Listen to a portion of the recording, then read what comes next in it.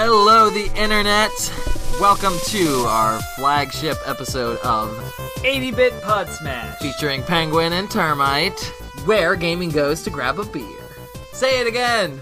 Where gaming goes to grab a beer. Hell yeah. Today we have an excellent show planned for you guys this evening. We're starting off strong with what we consider to be our definitive topic, what more or less inspired this podcast, and we're hoping to set the bar high from the get-go. But before we get into that, we can talk about our days a little bit. Yeah, what's going on with you, Dan? Oh, well, I had a thought today. Like a shower thought. Well, let me ask you really quick.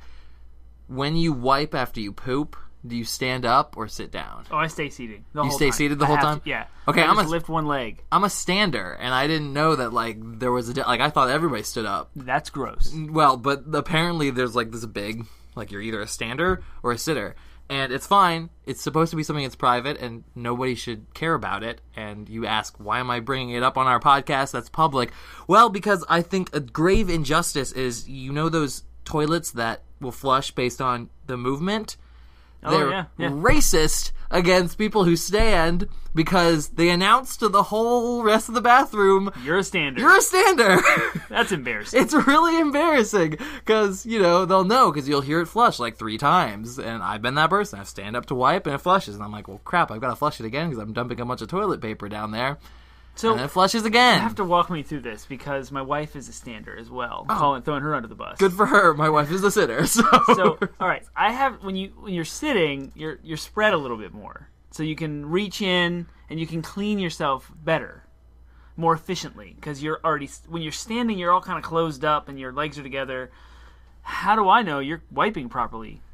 I wipe till it's clean. I mean, I feel like you're having the same results. You come out with a nice clean rag, and that means I just bunch it up so that I have some digging power with it. So I do. Yes, you're right. I do have to spread some cheeks a little bit. All right. Trust us. The conversation we're about to talk about is going to be very highbrow and intellectual. So I figured I'd start it off down in the gutter, nice and low, to keep the expectations somewhere in the middle. So you can figure if you can take the most heady ideas that we're going to be talking about today, and then combine it with this lowbrow poop conversation, that you'll get a sense as to where we'll meet in the middle for our what kind of toilet paper do you need? Or are you even picky about it? No, I just bunch it out. I don't bunch it, but I fold it enough times that it's thick. All right, so I have to use Charmin. Some brand of Charmin. They have a whole bunch of different ones. They're awesome. Mm-hmm. You have to take 3 sheets. And you have to give a little bifold to make it 3 sheets thick. Uh-huh. And then as a sitter, you do your thing. You get in there and you dig. But there's a way you keep your muscles loose. You get in there and you tighten up and then squeeze around it. Okay, I see what you're saying, and then you pull it out so that you really get it. And there can't be any My other problem is that as a man, there's just a lot of stuff down there. There's a lot of business. So if I just get up and I also admire my work. It's very important to me to admire my work.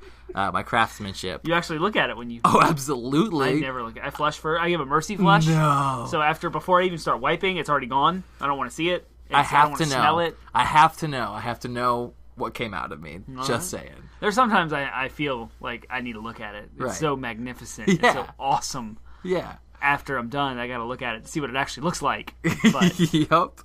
It's good stuff. It's got to be clean. There can't be any traces of any poop before I'm done. It's got to be no stains in my drawers at all, ever, and no stink anywhere. Because I've gotten ridiculed enough as a kid, learning the whole awkward 5th, 6th grade. See, I think that producing a stink is like a power display. It's like when chimpanzees grin at one another, smile at one another in order to someone gets too close to me at work, I'll I'll fart at them and produce a stink that will make them back up. I'm sure that goes well in a professional workplace. Just a power display. That's the reason why I shouldn't. That's the reason why I should be my own boss. So it's just it's more motivation. Power.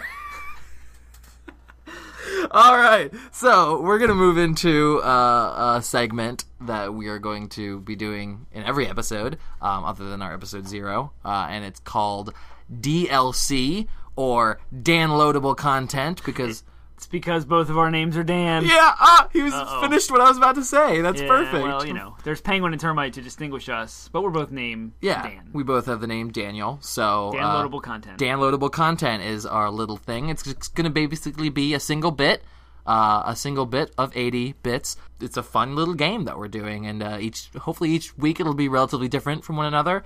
And this week, Danny, why don't you explain what we're doing this week? So this week, I saw on Reddit a haiku about Mario Kart 8's Blue Shell. I will read that to you, and then we're going to come up with our own haiku, and we'll talk about that in a minute. So the haiku from Mario Kart is... Do you want to read it in your haiku voice?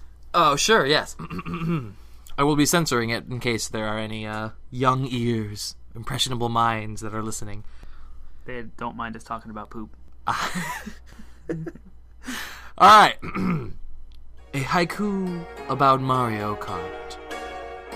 Are you kidding me? Who the F threw that blue shell? I will F you up. NC. Right. So for those of you, the frustrations of freaking blue shells. For those of you who don't know as well, a haiku is a. I told you wrong, Danny. I said 757. It's the reverse. 575. Yes, right. 5 syllables. One line that's 5 syllables. One line that's 7, and another 5. And that is the haiku format. I learned that when reading the Shakespeareized version of A New Hope. No. A New Hope. The Empire Strikes Back. Yes. All right. I have all three. It's The Empire Striketh Back, and they did all of Yoda's lines as haiku. Nice. Because they were trying to distinguish it and make it Eastern sounding, so they did his entire lines all as haiku. It's beautiful. I love it. Awesome. So we're doing a haiku, right? We're writing one? We're going to come up with one on our own. We're going to come up with our own haiku. Idea, and I'm going to put you on the spot. We're going to come up with one right now. Okay, a video game-themed haiku. A video game-themed haiku. So we just played Breath of the Wild, Legend of Zelda, relatively new and fresh in our minds. Yep. We also hear lots of complaints and frustrations, and we have our own to add to the mix of how freaking hard Lionels are. Lionels. So we're going to come up with a haiku about Lionels. Okay, 5 syllables. 5, 7, and 5. 5, 7, 5. I freaking hate Lionel. That's not 5. I hate those Lionels. That's 5. Okay. I hate those Lionels. Write it down. Okay, all right. I hate those Lionels. That's 5. I hate those Lionels. Okay? That was 6. I hate those Lionels. I hate those Lionels. Oh, it's 2 syllables. It's 2 syllables. Lionel. So Lionel. Lynel. Lionel. Well, I can't spell. Nope. All right. I hate those Lionels. 3 freaking arrows. That's 5. That's going to be the last line. How about 3 freaking arrows? That's dumb. 3 freaking arrows, I'm dead. 3 freaking arrows, I'm dead. 3 freaking arrows, I'm dead. Can I mount that? No. Will I try again? Because, you always have the question, should I go back and try it again? How many times are you going to fight him? You die over and over again. I know I can get it. I'm going away. I'm going away. Listeners, you can give us feedback on how the last line should be. I'm going away, or am I going to try? Am I going to... What did I just say? Am I going to try? Yeah, that's 5. You said, am I going to try again? That's 7 syllables. Should I try again? There we go. Should I try again? Should I try again? Or, what was your other one? Or how about, I'm going away. I'm going away. Or how about, I dodged that attack. No. I swear I dodged it. Well, you'd use your shield to block the arrows before you would dodge them, because it's a spread of 3. It's the other attacks that he does. It's ridiculous. But once you get his pattern down, you can beat him. All right, so You want to read it again? Yeah, your I got fancy, you. All right. You can choose which one you want. All right. We can get some listener feedback. Yeah, listener feedback. You guys tell about us which one we should do, and maybe we can go back to this and read the final version. All but for right. now, go ahead and get in your voice and get ready. Here's our haiku for Lionel in Breath of the Wild, and cue Asian-y sounding music. Ready? I hate those Lionels. The three freaking arrows. I'm dead. Should I try again? And end scene. All right. All right, that's DLC for the day. Downloadable content. Downloadable content is done. Woo. All right. All right. So Now we're going to move into our, what did you call it? High education? highbrow Conversation? a very heady and intellectual conversation about finer things in life. Yes.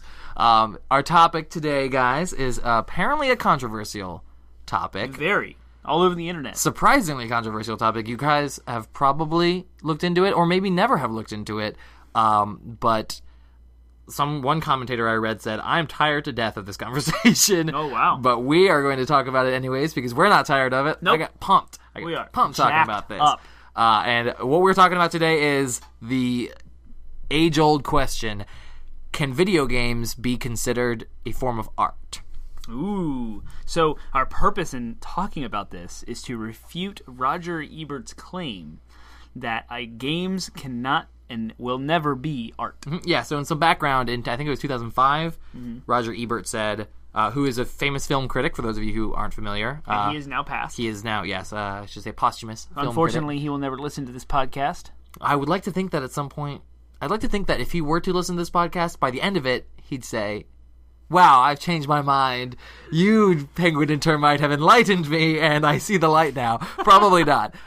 Film critics tend to go to their graves with their stubborn ideas. But that's fine. Roger Ebert, famous film critic, he said that video games will never be considered art. And I think he said that in an interview or something. And then in 2010, he elaborated on his ideas after many people got mad at him for it. He elaborated on his ideas and wrote a full-blown article, which is, we will link off to it in our footnotes. But in the meantime, just take our word for it. He wrote an article, we read the article, and we decided to kind of base our conversation off of his points. And a little tidbit for the future of our conversation. Hideo Kojima, the creator of Metal Gear Solid, who left Konami in that controversy, also supported that claim. Can you believe that? Yeah. Metal Gear Solid, Death Stranding, PT. He was the head of some of the most artsy stuff that we've ever seen in video games, and yet he agrees with Roger. Yeah, he's not the only one. There's lots of industry leaders and people within the industry and outside of the industry who continue to agree with the idea that no, games are games, art is art. They're different. We're going to talk about why we think that's kind of wrong and why we think that video games can be and are going to be art. So as a caveat, we're going to say that most people who engage in this conversation, at no point does anyone say that video games aren't comprised of a bunch of different works of art. That's not, most people will say, oh yeah, the graphics are artsy, and maybe even the story could be considered art, but the experience as a whole is not art. But what we are trying to argue is, yes, the holistic experience of a video game can be an art form in and of itself, not just the individual components that comprise I think it's very obvious the components that make up a video game are art. So we have soundtracks, we have music, compositions, composers, like musicians. You can just go to a live recording of a soundtrack and you can see the same thing that you would see if you were to go pay money to go see a show, but they're recording it. So that's clearly art. There's concept art for environments, for characters, for items, for clothes. There's fashion art. I mean, there's books I have sitting over there on my shelf. The art and artifacts of Legend of Zelda across the entire series that has all of the concept art from every Zelda game documented, and it's an art book. The whole point of it is to have a coffee table book that someone can flip through and experience the art. We have all of these subcomponents of video games that make up with the animators. The animators do art and trying to make them look realistic, or maybe not, however they want to do it. Artistic style is the thing. So those things combined are obviously going to make art as well. I don't want to discredit all of the people who are behind these small subcomponents. You have the animators, you have the artists, you have the sound composers, like each person. And it takes hundreds of people to make a video game, and almost all of them are involved in art. Mm-hmm. Yeah. The only people I would think that wouldn't be would be like finances and contracts and project management, and I mean even software development can be an art, depending on the code. But we're not going to talk about that low level of detail. So I just wanted to make sure that those are definitely art. Yeah, those regardless of whether you think the game, like some people might say Call of Duty or some realistic military shooter isn't art, but all of the music that goes behind it, and all the animations, and all of the concept art behind it, and the storytelling behind all of that is definitely art. They're art and they're artists. I think it's even harder to refute that those subcomponents are not art. I mean, you can't make that argument. So that's our caveat going into it. We're declaring those parts definitely art. Yeah, they're definitely art. And I think that what I wanted to also kind of get behind is that I think Roger would also say those individual components are art. What he would say is not art is the entire experience, is the video game itself.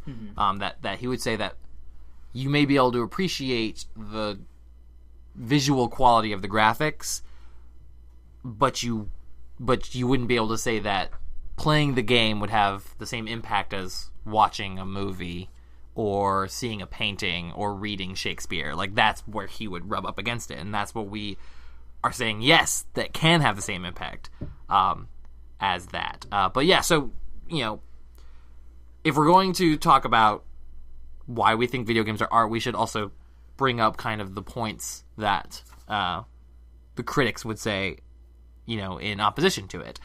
So we're going to kind of go through and outline, okay, this is what they say, and then we'll go, bring up our arguments against that. So, you want to start us off, Danny? Sure. So Roger starts off with his definition of art, or we can bring more definitions to the table. So the first thing we're going to talk about, since Roger did, is talk about the definitions of art. Yeah, because when we're talking about art, what is art? What is art? And a Danny, small, don't hurt me.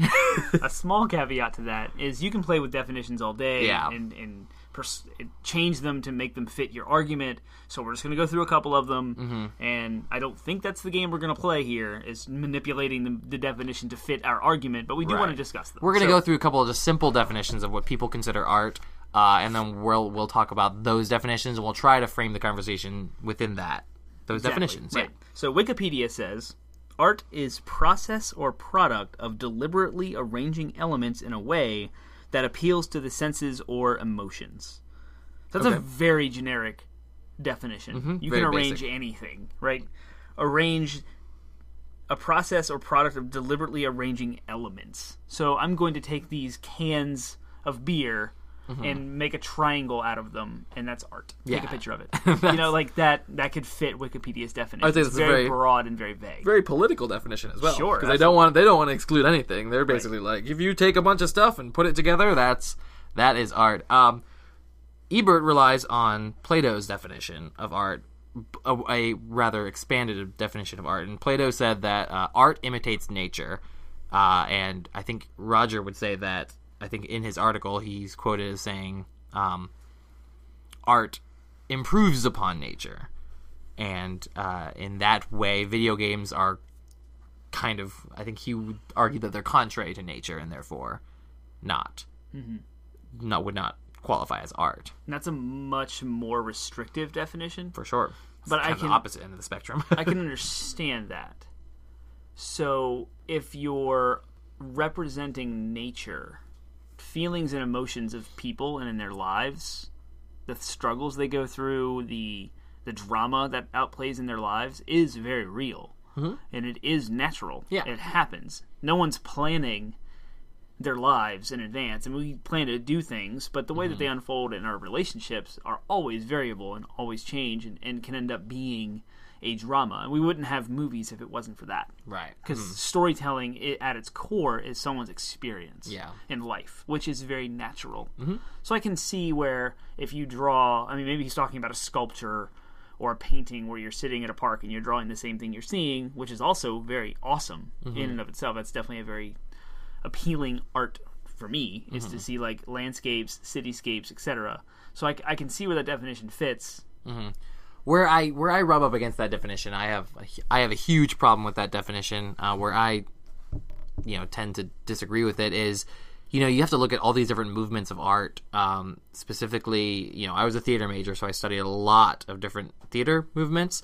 If you look at the avant-garde movement, or if you look at Brechtian movement of theater, it's all very anti-nature. It's all very industrial, mechanical, and which some might argue is an extension of nature. Sure, but again, it's all meant to bring about these very different feelings and very different experiences than what you would experience in nature. It's meant to kind of jar you out of your kind of mindset and psychology, as opposed to meld with it or become one with it. A lot of it's rooted in kind of psychology and psychological studies that were done at the time, and sort of stuff that Freud was bringing out, and all these psychology, this area of psychiatry that was delving into kind of what the human mind is like. Again, one can say that's natural, but I think it's more complicated than that. So it ends up bringing me to a whole different, I would argue that I really like Webster's definition. Just the Webster Dictionary's simple definition of art is something that's designed to express an idea or an emotion. And I think that's a really simple and really good definition of art. Another commentator put it, I think his name is Matt Adams, he put it as, for a game to qualify as an artwork, we should ask, can they carry intellectual and emotional sophistication? Can they move you? And can they express complex ideas? And his answer to that was, the answer is yes, yes, and yes. Absolutely. I think games can qualify in all those categories. They have emotional, intellectual sophistication, and they can express complex ideas. I think that fits right along with Webster's definition of art as well. One of the coolest things that I now have in my notes, I went back to the 1913 Webster, which is like the non-revised. Oh yeah, sure. Raw. I'm going to read that one too, because I think that's awesome. What you just said kind of builds into that. So the application of skill to the production of the beautiful by imitation or design, or an occupation in which skill is so employed, as in painting or sculpture, one of the fine arts, as he prefers art to literature. Okay. More on the sculptures and paintings, more so than like literature and books, but the design. So engineering is a very thought out, very scientific, methodical way of doing it. So engineering can be art. Mm-hmm. But the idea of taking natural elements. So Plato said that we're imitating nature, but we're taking nature and we're manipulating it and to become something else. Yeah. Whether you're building a building, or whether you're putting together a chair, or whether you're making a video game, you're taking natural elements and you're combining them in such a way is beautiful in imitation or design. So I love Webster's definition there. It really builds into what you just said. See, they're consistent.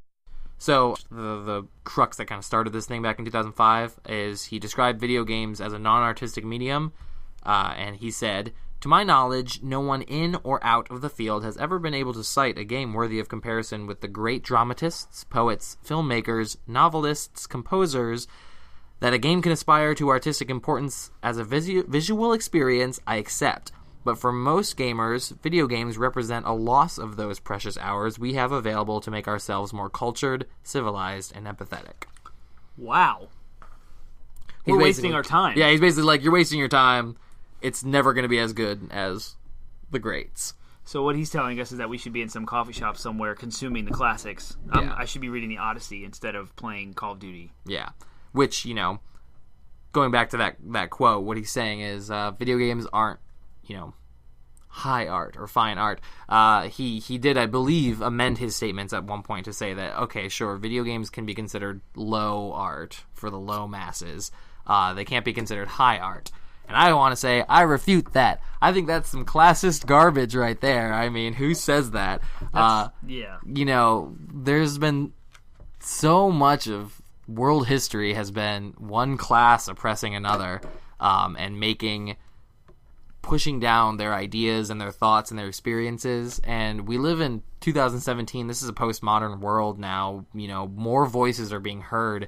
And I think that we should I think we should begin to reject this idea of high art versus low art. If someone's individual experience of something is artful, if someone says that's meaningful to me, that had an impression, that that expressed an idea that really hit home to me, or that arose emotions in me that are powerful, then who are you to say that they didn't have that experience, and who are you to say that that's not art to them? We're going to try to avoid going too far into the subjectivity of art. I think that everyone can sort of admit the fact that art is subjective. Absolutely. Yeah, there's no objective standard by which art is measured. In fact, the fact that we had 3 or 4 or 5 definitions that we were working off of kind of goes to show that everyone kind of sees art differently. But, we want to still kind of address why we think that these specific criticisms of the medium are wrong and incorrect. Didn't you say that Shakespeare wrote his plays for the common people? Yep. And the king and queen looked down? Yeah, so Shakespeare wrote... I'm a huge Shakespeare buff. I'm sure I've mentioned that in the episode 0, but I will mention it here again. I love me some Shakespeare. I've studied a lot. There are a lot of people who are smarter than me on it, but it's a passion of mine. Shakespeare wrote his plays for the masses. He wrote his plays for the common folk, and the Queen Elizabeth, he really wanted Queen Elizabeth to come see his shows, but for the longest time, Queen Elizabeth would not come see Shakespeare's shows. Why? Because she listened to the contemporaries of Shakespeare at the time who were like, this guy's just writing for the common people. He's writing this lowbrow humor. It's crass. It's got sex jokes in it. It's garbage. You don't want to go see that. It's not art. It's not fine art. It's not high art. It's not good enough for the high class of people. And that was ridiculous because this is Shakespeare we're talking about. This is one of the greatest and most revered poets and dramatists of all time. And his contemporaries were like, he's low class, white bread trash, which is ridiculous to me. So I think that, to sit there and say that, you stinky pimple-faced gamers and your video games, they're not art. You're not art. That's low. Or at the very least, if it is art, it's lowbrow art. It's for the common masses. Screw you, Roger Ebert. That's just ridiculous to me. So we might be on our 4th decade of video games. Mm-hmm. So they started in the 70s, made very, very simplistic. And we can say that video games are still in their infancy. Movies aren't very much older. They started in the 1910s with the silent film era, but they were also very simplistic. They didn't have nearly as the complexities we have today with the CGI and the music compositions and the arts and the screenplays and everything else that we have as film started. So, and then you have caveman drawings. So I'm drawing conclusions to old, simplistic versions of everything we love today. Yeah. We see art books, caveman drawings. We see movies, silent films. We see video games, Atari with Pong. Yeah, when Hollywood started, Hollywood's origins were people were looking down on it because it was a bunch of dudes just goofing around with cameras in the desert. And it's and then it eventually became the art form that Roger Ebert himself was a critic for, that made his living off of.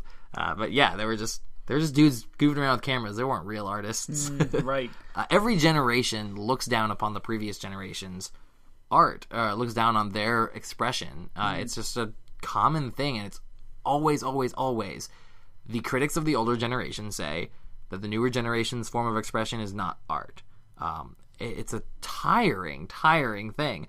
But you know what? I bet when we're 60 and there's some, I don't know, maybe fidget spinners. Fidget spinners will will be some new artistic form of expression. We'll be like, oh, these stupid fidget spinners, there's no way that's art. Go home. But it's a very trite argument. And to be fair, I think it works in the other direction too.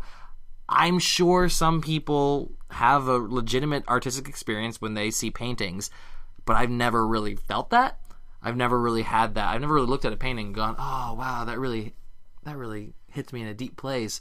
I'm just like, well, that's pretty, Right. And that's just, so same thing with some older movies. I have a hard time with older movies. I'm sure our kids will go back and watch Indiana Jones or Star Wars and go, but that looks dumb.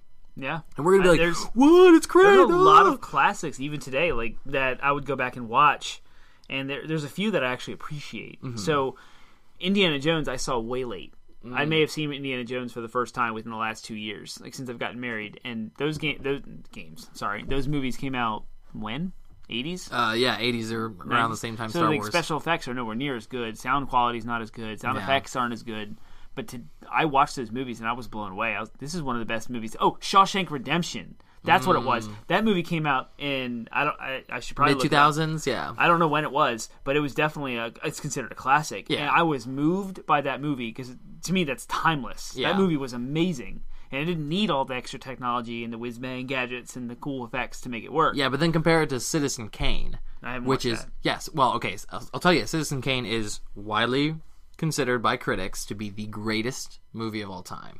The most artistic and greatest movie of all time. I should go back and watch it. It's not good.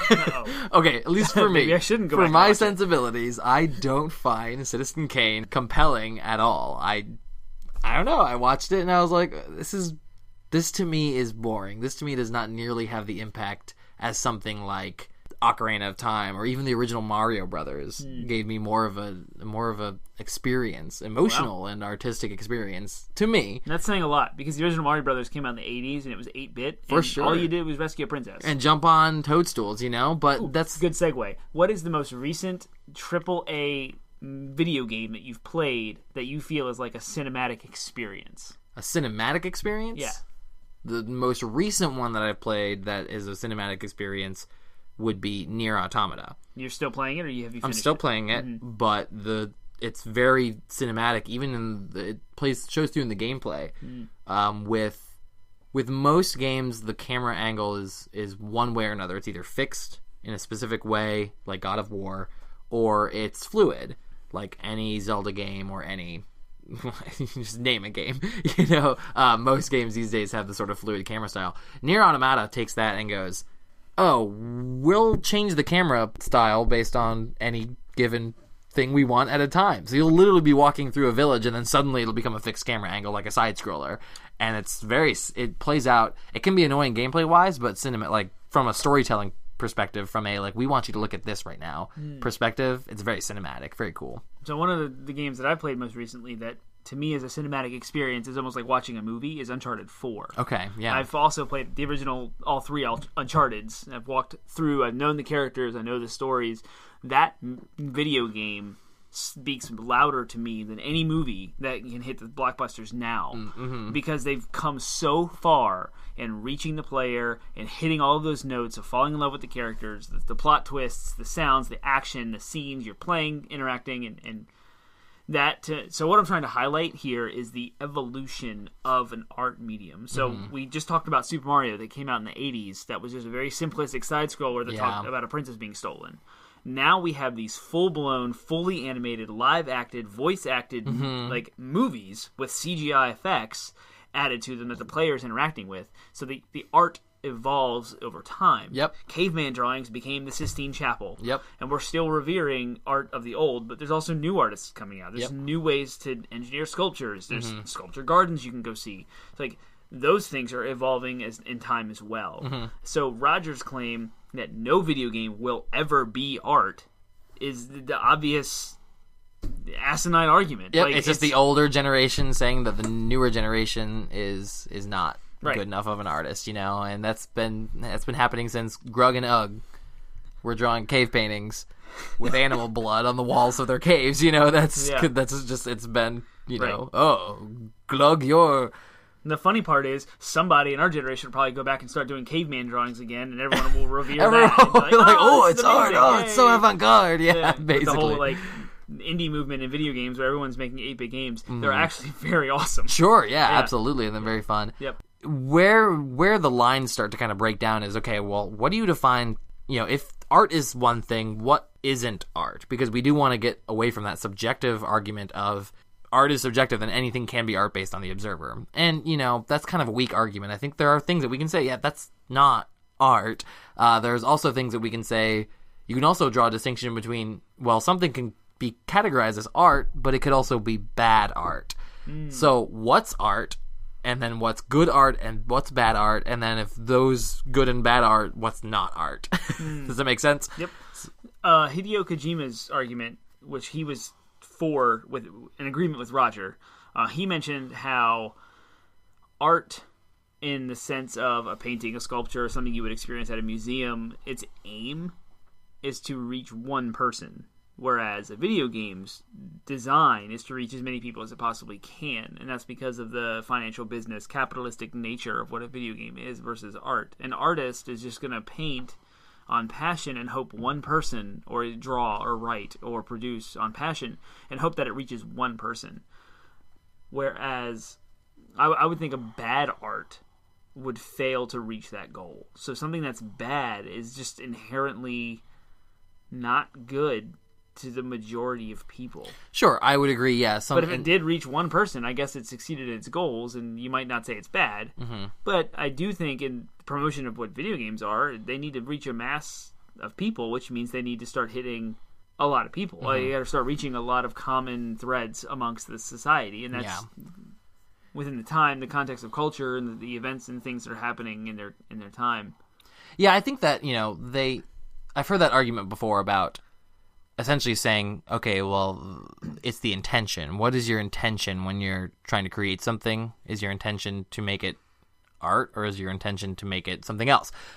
Where I rub up against that argument is simply, again, I'll bring up Shakespeare. Shakespeare's intent was also to reach as many people as he could because he wanted to make money and he wanted to survive. And yet his is considered art. But I would agree with you as well. There's sort of, every artist goes out. If we're going on Webster's definition, let's go back to Webster's definition. Mm-hmm. If you're trying to argue that something is created to express a specific idea or emotion, then I think that, bad art would fall, like you said, fall into the category of they failed to reach that goal. Mm-hmm. If I look at a painting and that painting was meant to make me feel hope or feel warm and excited, and if I look at that painting and I go, I feel nothing, I don't feel that feeling that you're intending, then I think it's failed. But if I'm supposed to look at that painting, if it's a painting of a Campbell's soup can, and it's supposed to make me feel like, what the heck? How is that art? And that's what the artist intended, then, maybe it succeeded. Maybe it is good art. If it intended to discombobulate me and make me feel like confused and stuff, that might very well have succeeded in what it did, and therefore it might be good art. So the same can go for video games. If a video game intends to make me feel emotion of excitement, or if it intends to make me feel morose or sad, or even scared. If a video game, a lot of the horror genre is a very popular genre, and if the video game succeeds in making me terrified and poop my pants and stand up to wipe it, then maybe it is good art. But if that video game made me go, that's stupid, that looks so dumb, I'm tired of it. What if a piece of art intends to make you feel hopeful or warm, but you end up feeling sad and depressed? Both of those are very valid emotions. Would you say that art would be bad? I don't know. That's a very good question. Wasn't its intention, but it still had the emotional response. Okay, if you draw a sun, like you're drawing a sun, and when you're drawing it, you're like, I want to make people feel so good about this sun picture. Better yet, no. Rewind. If your son, Sam, was drawing a sun, like drawing the sun, and when he drew it, he used like grays and blacks. And it made you feel kind of scared. But he's like, hey, Daddy, I drew this happy sun painting. I promise you it'll be on the fridge. Yes, it will be, I'm sure.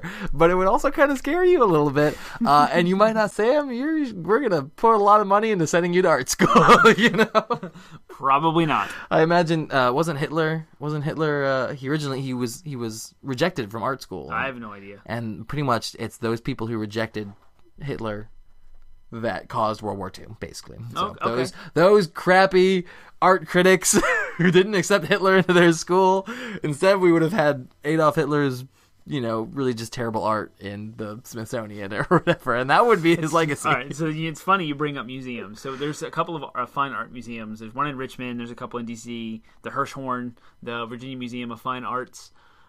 I have a very small and very short threshold, I'm just going to be honest, about these museums. I cannot walk through those museums and be entertained or be connected for extended amount of time. There are people who can walk through every floor and see every exhibit and witness every piece of art there and read the commentary, listen to what they have to say, or read the who's it from, and be completely engaged. You give me like a half hour, I'm done. I need to go home. I'm exhausted. I don't want to be there anymore. It's boring. Video games don't have that effect on me. I'm completely enamored by them, and I will continue to play them forever. I've done it for 30 years. I'm going to continue, 27 years. I'm going to continue playing video games. There's no threshold of boredom. Does that? I mean, what does that say about video games being art? That's my way of experiencing them. Yeah, it's your way of expressing yourself too. You know, it's very interesting. I think one of the more compelling arguments in opposition to this idea is that you can draw a distinction between games and art. So we spent, some time talking about what's good art and what's bad art, but, a lot of people would say, well, games don't qualify as art because you wouldn't call a sport, you wouldn't call football an art. Some people might. Some people might listen to this podcast and be like, yeah, you can't call my football not art. And you know what? Again, we're getting away from the subjective argument. But, one might subjectively say, sure, fine, your football game is art. But most people would say that if there's some kind of objective, and if there's a way to win or lose, then it might not be art. Ebert himself says that one obvious difference between art and games is that you can win a game. It has rules, points, objectives, and an outcome.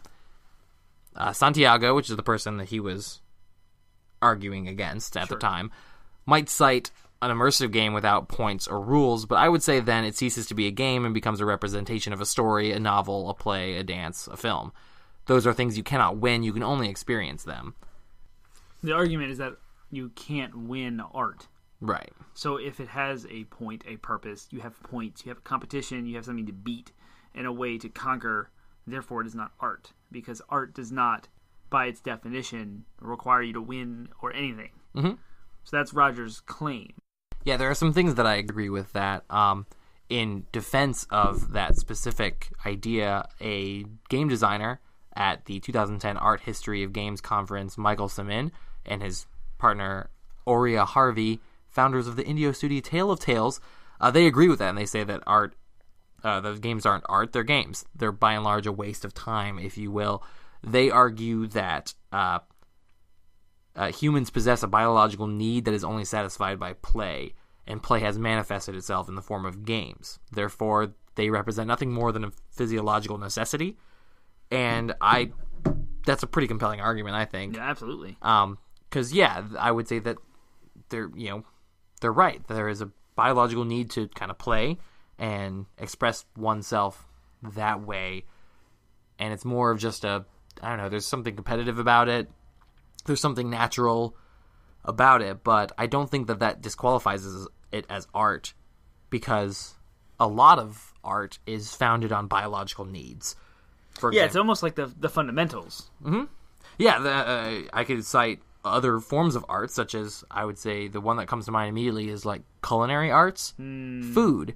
We have a biological need to eat, but we don't have a biological need to make food pretty, know? Right. I can go out and grill some hot dogs. That's American. That's not going to look good. Or I can go to a fancy restaurant, and they'll bring out with a garnish and a nice plate, fine gourmet with a nice atmosphere and an ambience. Right, and it's intended to make you experience something. It's intended to make you feel something. It's intended to express the skill of the chef. It's intended to sort of show you how skilled they are. But it's all done very artfully, and it's done to please you aesthetically. A more, immediate, a more probably strong example would also be dance. We have dance kind of came about as sort of a biological imperative to move in ways that are meant to attract mates. We have biological imperative to get out energy and ritualize with one another and engage in a bodily communication. I don't think there's a single person in the world who doesn't move to whatever music they like. Exactly, and that's sort of just a biological... You hear it, and you will move. You'll tap your foot, You'll move your head, you'll snap your fingers, you clap your hands. Yeah, so we took that biological need. Go to a concert. Yeah. So we took that biological need and we turned it into a form of expression called... We've kind of decorated it. Yeah, and we called it dance. And tell a dancer that what they are doing is not art, and they will murder you. I know this because dancers are crazy. And speaking of murder, one could also argue that martial arts are a form of art. And they basic biological need of self-defense. Yep, basic biological need of self-preservation, and we turned it into something that's beautiful and deadly and skillful and efficient, and it's, we call it martial art. And there's a reason we call it that. It's not just to, be a thing. So, yeah, sure, we have a biological need for play, but that doesn't mean that we can't increase the sophistication of that biological need. Mm-hmm. We can't take that biological need and turn it into a form of expression. That's exactly what we've done with video games. We've taken this biological need to experience and play and win and compete, and we've turned it into something that's incredibly sophisticated in both an intellectual and emotional level and complex level. Pretty cool. It is, and some video games are more competitive than others. Mm-hmm. I would say Uncharted 4 is not competitive. There is an online multiplayer aspect to it, a capture the flag, a deathmatch, etc. But the main crux of the whole Uncharted series, for example, is the single-player campaign, getting to know the characters and experiencing them and learning the story and how it all unfolds in the plot, much like reading a novel.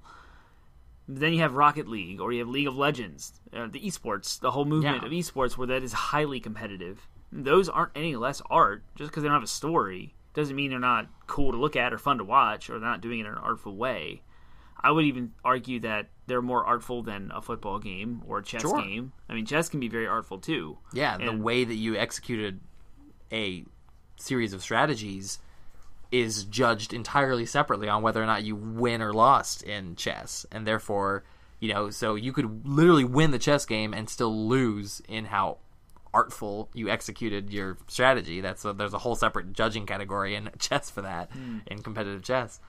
Yeah, but you're right. There's a bunch of different categories by which games are starting to fall in place. It's no longer just the same kind of thing anymore. It's all very different, which kind of leads me into this idea that I've had for a while that I think very adequately addresses Ebert's concerns. So there's something I do agree with in what he's saying, and what he's saying is like, okay, well, some games are really competitive, and if they're not competitive, then there's something else. And I agree with that. I think we should be getting away from the moniker of games, video games, and we should begin to embrace that there's a whole bunch of different categories that these things can be called. I think the more overarching adequate term is virtual experiences or virtual... I can't really think of anything better than virtual experiences because, there are esports, there are games that tell a story that are more like virtual novels or virtual movies than they are games. There are these open world games that are more about exploration and more about that sort of childlike play that's more about discovering things and discovery, and that's a whole different experience than a Call of Duty esport or than even Super Smash Brothers or something like that. It's not competitive. It's not about who wins or loses. It's about how you play the game, how you do something differently. And I think that as an industry and as a community, we should embrace sort of a new definition of what these things are. And there's a really good reason for that, which kind of leads us into our last point. Why does this matter? I have heard in my research doing this, I've heard lots of people kind of bring up the same point. Why does it matter? Why do gamers care if what they enjoy is considered art or not? I think it goes beyond more than just the validation or justification of our time spent playing games. Exactly, yeah, that's what Ebert said. That's the shallow kind of like, I just want to make sure that what I'm doing is okay and not feel guilty about the 20 hours I spent playing this game. Right, yeah. It's more than just saying to your spouse or to your parent, just let me enjoy my art. That's a very shallow excuse, and I agree with you. I think it's important, though, because there's another critic who brought up a really good question. Why is it so important to the critics that video games aren't art? Do they feel threatened by video games? That's the only thing I can think of. They have to feel threatened by the medium that somehow if video games can be considered art, then it delegitimizes their art. And I think that's... So they're holding on to some prestigious definition of what art is. Exactly, in order to defend their reputation or to defend their status or to defend their role. But history has shown time and time again that there's enough room for all forms of art. Just because theater came around didn't mean that paintings were suddenly pushed out of the limelight. Just because, movies came around didn't mean theater was pushed out of the limelight. These things can exist simultaneously, and that's okay. And then there's a whole new generation of critics that will come around and say, we'll begin to analyze video games and begin to explore that and, figure out what's impactful and meaningful in that medium. Just because TV came out doesn't mean radio is obsolete. Exactly. Listen to what you're listening to right now. Oh, podcast! Podcasting is exploding right now. Exactly. And it came out of that radio talk show movement. But it's more than just defending that. I think a lot of people say it doesn't, again, a lot of people, these critics are saying it doesn't matter if video games are art. And I disagree. I disagree wholeheartedly. And the reason why is because of that sense of inspiration. I want young artists to come to whatever you want to call them, virtual experiences, video games. I want them to say, I want to create and express myself through that medium. And if some jerkbag comes around and says, well, they're not art, then that young artist might say, okay, well, then I'll go do something else. I don't want any video game designer that could create the next best game, the next new form of art, the next beautiful, imaginative, and powerful experience. I don't want them to be discouraged because some old fogey says that their form of expression isn't art. And that matters. That's really important. It's important that we are able to encourage young, brilliant people to use whatever medium they want to express themselves. And that, to me, is the most damage that could be done by people telling other people that their form of expression is not good enough art. We don't want to limit creativity. No. We don't want to squander art students. In fact, the funny part is a lot of our parents will argue that you need a STEM degree to make yourself viable in society. You need science, technology, education, or engineering and math. Sorry, once you're live on a camera or a microphone, you just forget everything. STEM, science, technology, engineering, and math. You need one of those degrees in order to make it somewhere in life. Well, a video game and the production thereof fits into that completely. It uses all of it. And its artistic expression. So you have your art student who wants to express themselves. You don't want someone coming around and saying, you don't want to create a video game because that is an art degree or requires an art degree, and you shouldn't pursue that at all. You need a way to promote that kind of creativity. Yeah. A lot of people would argue that video games are the culmination of all these different art forms. It's bringing them all together and then expanding upon it in a way that's interactive. A lot of critics will say that, it's the very interactivity of video games that disqualify it as art. But just because no other form of art has been able to pull off that level of interactivity doesn't mean doesn't disqualify it, Absolutely. In fact, there's a lot of arguments that are made that all art includes some form of interaction because the interpreter, the person who is observing it, is interpreting the art, and therefore they're interacting with it. And that the cool part about it all is art in its static form, like a song, a painting, a sculpture, a book. They'll never change. They'll be the exact same thing. They're very, very static. However, if you get 100 people to experience any piece of art, any sculpture, read a book, or watch a movie, you will get 100 different responses and criticisms on it. Oh, yeah. And it's all based on what they bring. It's their context, it's their age, it's their culture, it's their life. Everyone is different. Everyone has a unique experience and story. Everyone's gone through some stuff. Sure. Everyone's got their own baggage. Storytelling is the oldest form of artistic expression, except for maybe cave paintings, and some of the greatest stories I've been able to tell is from people experiencing the same game I was. So, for example, Skyrim. I didn't play that much of Skyrim, but one of my favorite stories of any video game is when I learned that you could become a werewolf. So I went through the entire werewolf quest and became a werewolf. And the very first time I encountered a dragon was when I was running around as a werewolf and I was attacking some little village. And I suddenly see that the villagers are shooting arrows up in the sky. And I'm like, what are they doing? Why shouldn't they be shooting me? And then suddenly I hear, whoom. I turn around and there's this big old dragon staring me in the face, and he goes, Bleh! And I go, werewolf versus dragon! And I begin the most epic fight of one of my video game experiences of my life.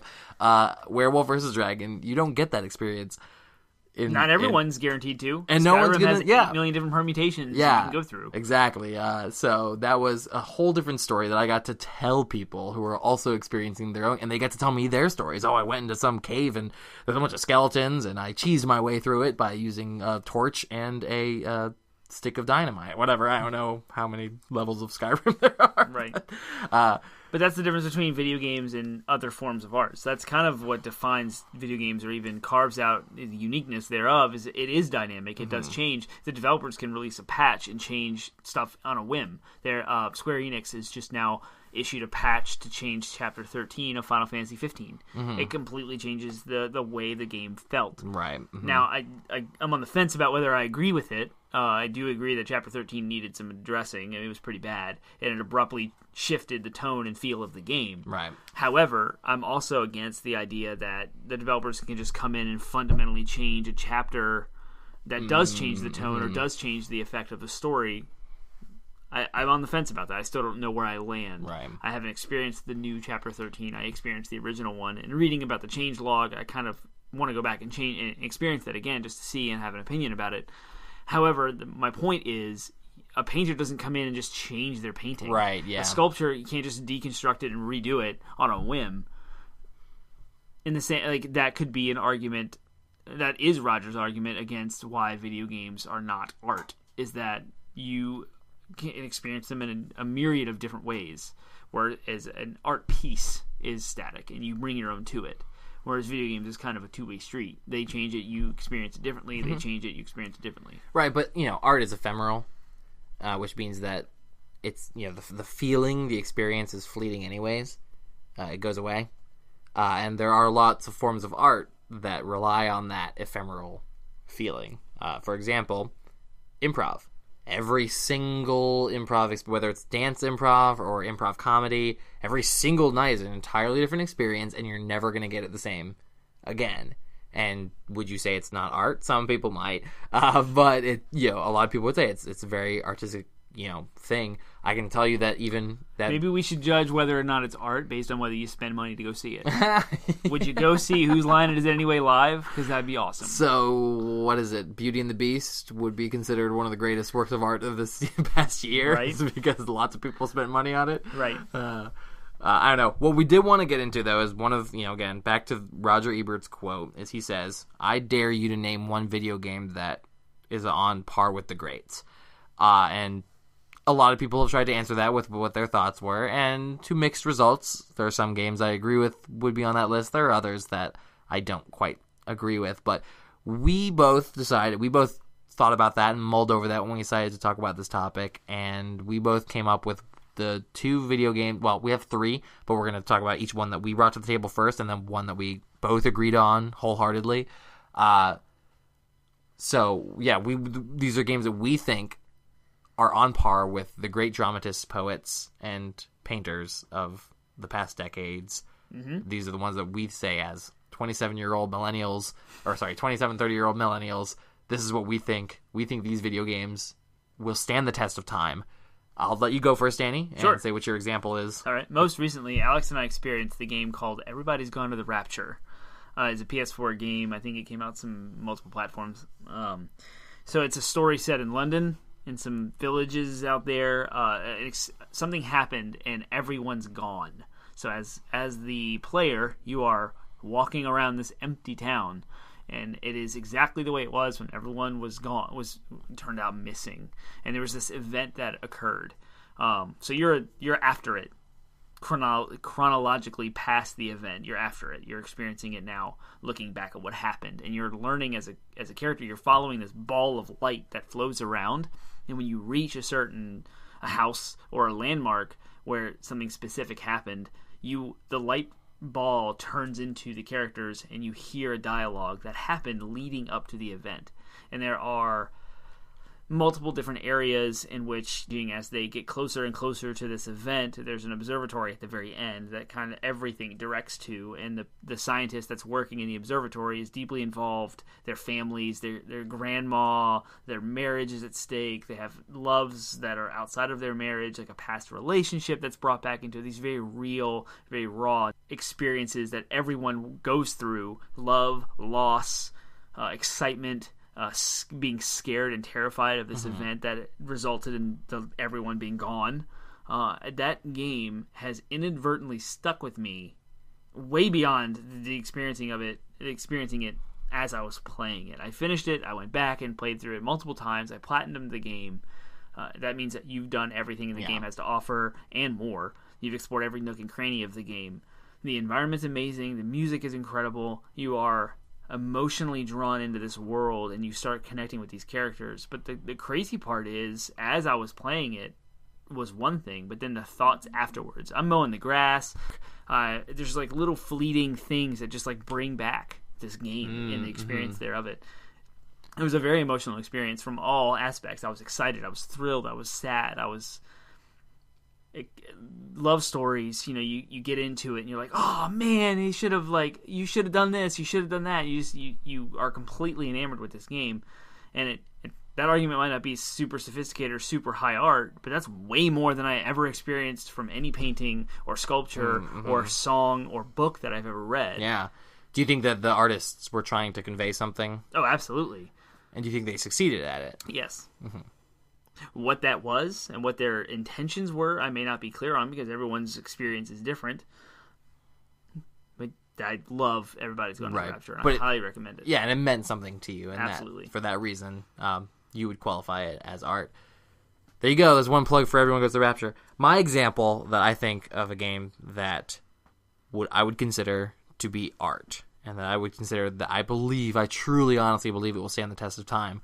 In fact, I think it has successfully at this point achieved the level of probably my favorite video game ever. So this will contradict what I said in episode 0 when I said Ocarina of Time is my favorite video game ever. It is being displaced with its close cousin, Majora's Mask. So good. The more I delved into it, the more I thought about it, the more I truly experienced just thinking about and mulling over this game, the more I began to really think of it as a work of art, and probably my favorite game of all time. And I'll explain why. It all kind of hinges on a fan theory, which you may say, why would you hinge your reasoning on a fan theory? And let me get into it real quick. The fan theory is that Link is dead, that he dies, he goes into the forest at the end of Ocarina of Time to look for Navi, who was his closest friend. He goes in the forest, and he falls off his horse, which happens, you see that happen in the game, and then after he fell off the horse, he died. He hit his head on a rock or something, and he died. The rest of the game from that point forward is Link going through the 5 stages of grief and coming to terms with his own death. Again, the land is called terminal, end, death. That's what I named my Animal Crossing town, by the way. Fantastic. All of the characters he sees are people that he's encountered in his previous life. He does go through these 5 different areas that all find reflections in the 5 stages of grief. He goes to Clocktown, where everyone's in denial. He goes to the swamp where the Decus are angry because their princess has been kidnapped. He goes to the mountain and where the Gorons, where he encounters a very specific Goron who bargains for his life. That's bargaining. He goes to the Zoras, the princess of whom is depressed. She's lost her voice, lost her eggs. She's in deep depression. And then finally, he literally goes to the Canyon of Death. He goes into the Valley of Death, where it's nothing but dead characters and dead spirits, and he rises up, into this canyon temple that's all about flipping things upside down and turning death on its head. That's the light arrows, which kind of represents acceptance. The game is littered with examples of loss and dealing with loss and wrestling with the idea of losing someone or losing something. So, a lot of people might listen to this and go, I disagree with that fan theory because of X, Y, and Z. That's fine. You can disagree with the theory all you want. It doesn't change the fact that the theme and the idea of loss and coming to terms with losing someone or losing something or even losing your own life the game is littered. Every single side quest, every single mask that you collect is something that, one of these characters is dealing with a loss, whether it's, oh, my cows and my little sister have been kidnapped by aliens. It's a weird game. We all know that. Or if it's, I lost my, characters who have lost their lives, this form of dance has been lost to, and so you capture the spirit of the old master and you bring it to his pupils and you give them sort of you recover their lost teacher. It's all these different, I have lost something and but I'm coming to terms with it. That theme is just, it's so rich in that game and it really sticks with you, especially the more you think about it. The creators came out and they didn't confirm or deny the theory. They just sort of said that we were trying to accomplish certain emotions. They said that. They said, we wanted you to feel certain emotions in different areas. They absolutely did that. And they succeeded. And it's so powerful. That's such a, especially considering it's a game designed for, more or less designed with kids in mind, to introduce children to the idea that you're going to lose people, you're going to lose things that are close to you and that are important to you. And here, but here you can see that Link, this character that you embody and that you identify with, you can see how he's come to terms and come to grips with his loss. You can too, that's such a powerful message that just, I don't know, it's stuck with me. The more I thought about it, the more I realized, wow, this game, whether they intended it to be one thing or not, like, it still is very rich in theme, and the gameplay elements. Like, it's not, again, all of the elements combined. It's not just the music. It's not just the storytelling. It's not just the art. The very gameplay elements of time and how you have to go back and reset. Every 3 days, you lose everything. It's the you start back at the beginning. Exactly. You lose it, and it's also sort of embodies this fantasy we all have of, if I could just go back, and fix things. And you get stuck in this sort of Groundhog Day, style loop of repeating things over and over again, but not in a repetitive way. Instead, not in a monotonous way, I should say. Instead, it's in a very it's just beautiful. I can't really describe it, but the very gameplay elements themselves kind of come together and form, this sort of, I'm striving over and over again. I'm turning back time. I'm slowing down time. I'm speeding up time. I'm getting to very specific moments and I'm changing things. And all of it serves the purpose of sort of accepting and coming to terms with your loss. Because what's the craziest thing is he never finds Navi. For all we know, right. The very thing he's trying to accomplish, he never gets it. He never achieves it.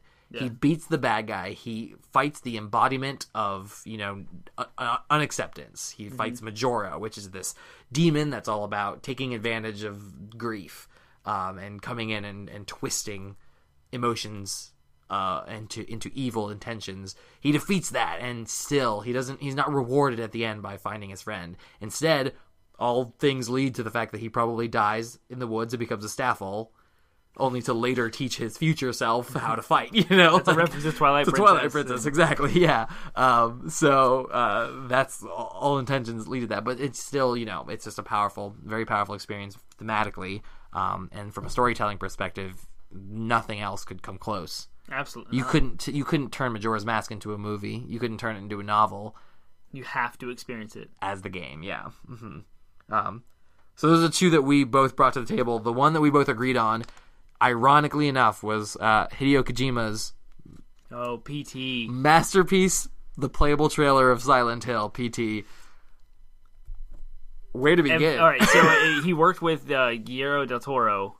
Oh, yes. I do believe is who he worked with to create this game. And the idea was to promote Silent Hills, which was a entry in a franchise that had already been established. There's 4 or 5 games in that franchise already. The fun part about it all is it just dropped on the store one day. Yep, that game's never coming out. It was, sure. So it was canceled and done, and the game, you can't get it anymore. If you have it installed on your PS4 now, don't ever delete it, because you'll never see it again. But when it was released, the way it was released, it just showed up on the store. It was never talked about. Nice. It was never announced. It was never promoted or talked about. So you see this logo, P.T. with some grass and some leaves. No one had a clue what this game was. Brilliant. So of course people downloaded it. They're like, oh, this is free. Sure, I'm doing that.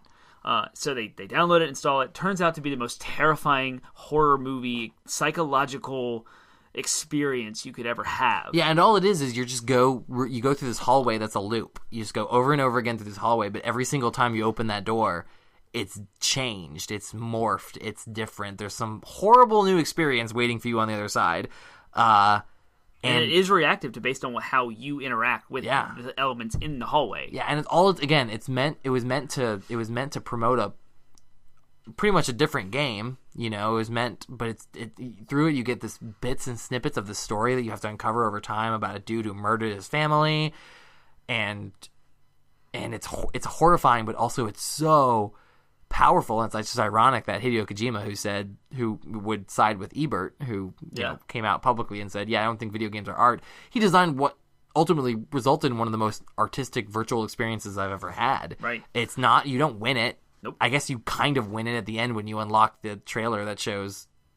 What's the guy from The Walking Dead? Yeah, freaking Daryl from The Walking Dead. Like, ooh, Daryl, you see his face. That's how you win it, but... And he's walking down a street at night. Sorry, spoilers, too late. Yeah. But he's walking down a street at night, and you can and then it says Silent Hills at the end. So you know that he's in the town that's not Silent Hill, exactly, which is a Silent Hill game. But that's not the experience that matters. What matters is it's the most simple game in the world. You go through a hallway over and over again. Right, you can't interact... Well, you do interact with things, but you don't have a weapon. Yeah. You don't have any action sequences. You just walk down this hallway and you look at stuff, and you looking at things interact with stuff. So it triggers those psychological feelings of you're alone, you're not safe, so you're on edge the whole way through. There's this ghost that can randomly appear in the hallway at any time and attack shrieked. You. He was there when I shrieked out loud when it was hilarious. Showed up. It's terrifying. There's sounds that evoke fear. It's more than just the classic horror movies with the jump scares. Most things are very surfacey. So Hideo and Guillermo del Toro decided when they were making this to not make a game that is horror. In doing so, you create... Most horror games are like this. It's like it's a first-person shooter or it's an action game. Yeah, jump scares. Set in a scary environment. Yeah. So the environment is kind of affecting the game. This was built from the ground up to be a psychological experience. Yeah, totally not. Again, it, in my opinion, checks off all the boxes that Ebert would have claimed not art. Would have claimed as not art. Yeah, right. It doesn't have a point score. It's not just a shoot 'em up violence thing. It's just walking through a hallway and being terrified. Yep. There's a story that's told throughout the whole thing. But there's also just every single element is bent to doing, again, like we talked about, it's not just expressing an emotion, it's not just expressing, it's not just to make you feel scared, it's also expressing these complex psychological ideas. You get a sense of like your own psychology as a human being. I believe when I first played it, I started about halfway through the hallway and I said, nope, what if I just turn around? What if I just try to go back? Oh, nope, that door is locked. Okay, so you're literally living out human psychology while trying to, play this game, and no other medium can do that. Yep. No, you can't in a horror movie, no matter how many times you yell at the screen, you can't convince that character to not open the door. Right. But in this video game, you could spend as much time as you want dawdling in the hallway saying, I'm not going forward, I'm not going forward, I'm not going to see it, but it still plays into the experience, and eventually you succumb to it. You almost can sympathize with these horror story characters that you see in movies all the time, because eventually you're just like, okay, well, I feel like I have to do something. And it uses brilliant elements of like the microphone. You had to talk into the PlayStation microphone to succeed in some things. It took the collective internet. That means all of Reddit, all of the forums you can possibly think of, 10 days to come up with a repeatable solution. Yeah. That is insane. Multiple people in all the different facets of the world were coming up with different ways to solve the game to get to the end trailer. And some people had missed some things. Some people experienced more than others, less than others. They got there faster than others. But it took 10 days of the collective internet to come up with at least one way to repeatedly finish the game. Yeah, and that's an experience that's never going to happen again the same way. Nope. The internet all coming together to solve one thing. Yeah.